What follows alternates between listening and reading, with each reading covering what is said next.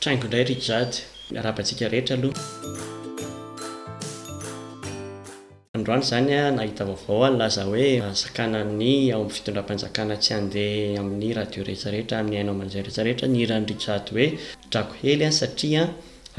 manentana sy mampirisika ny ankizy hiala amin'ny fianarana sy hanao zavatra tsy mendrika izay tokoa aloha ny ao anatin'le hira mitantara voalohany indrindra aloha izy a misy ankizy a tafita manan-karena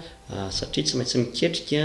dia lasa mahazo vady manam-bola be a dia avy eo amin'izay izy miteny hoe raha ohatra ka teo tafita ianao a dia ny kely anananao ahiratra zavatra anananao ny valeranao zany ahiratra raha ohatra ianao tsy mahay dia tsy voatery hoe mianatra ianao a dia lasa any États-Unis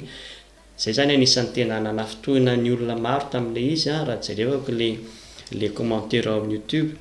zay a no anisan'ny nahatonga ny fanjakana ny sakana an'le hira réaction zay zany hoe zay zany ny hitan'ny fanjakana fa mety fa raha ohatra ve ka ohatran'izay ny zavatra mitranga dia tsy misy vahaolana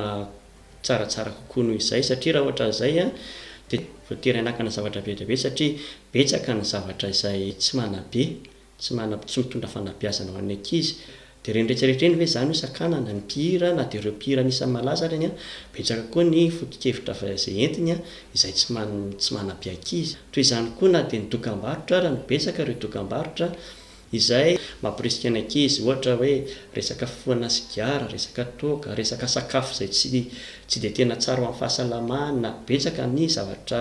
izay tsy manabe zany na ny vaovao koa raha ny zavatra mitranga amin'ny vaovao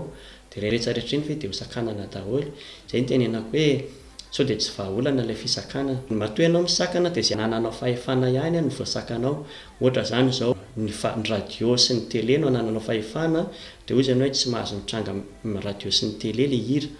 fa rehefa tsy avelanao hitranga amin'ny radio sy ny télé le hira ka te hijery ny ankizy a dia mandeha mijery any amin'ny YouTube indray izy dia ho sakanana koa ve zany le hira hoe isory ao amin'ny YouTube dia tsy maintsy hisy foana ny hirika ahitan'ny ankizy an'io hira io raha ohatra ka hoe te hijery an'io hira io izy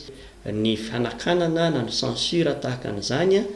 dia tsy vahaolana mihitsy ny amin'ny fanabeazana na izanay zany na amin'ny lafininana na amin'ny lafininana dia tsy vahaolana amin'ny fanakanana raha amin'ny resaka fanabeazana fa ny vahaolana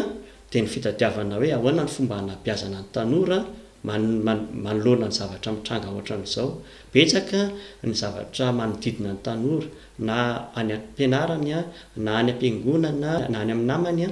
reny rehetrarehetra reny a manabe azy daholo dia ianao zany manao hoe contre valeur inona no tokony hanabeazana anazy mihoatra n'ireny zavatra ireny a inona fanabeazana mahafonja kokoa izay hanabeazanao ny zanakao na hanabeazanao ny tanora mba tsy ho voasaritsarika amin'ny zavatra ohatran'izany fa tsy hoe le zavatra ohatran'ireny rehetrarehetra reny hotazonina hatrano zany ny zanakao tsy avelanao hijery ninina intsony mihitsy tsy ho voasakana tsy ho voacontrolenao zany izay zavatra